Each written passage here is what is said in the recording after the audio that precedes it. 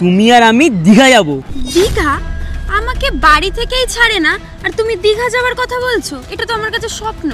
দেখো আমি অত শত জানি না, তোমাকে যখনই আমি কোথাও যেতে বলি তুমি যেতে চাও না। দেখো আমি অত শত জানি না, তোমাকে যেতে হবে মানে যেতে হবে, ব্যাস।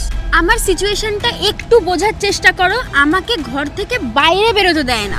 2 ঘন্টার জন্য বেরোলে 1000টা প্রশ্নের মুখে পড়তে হয়, আর সেখানে দীঘা, তাও আবার 2 দিনের জন্য। তোমার কি মাথা ফাতা খারাপ? আমি যেতে পারবো না। আরে তাহলে আমাদের কথা তুমি ঘরে বলে দিচ্ছ না কেন? বয়সও তো হয়ে গেছে দুজনের। সময় মতো বলবো। তুমি কেন বুঝতে পারছো না? সব কিছুর একটা সময় আছে। এত তাড়াতাড়ি আমি কিছু পারবো না।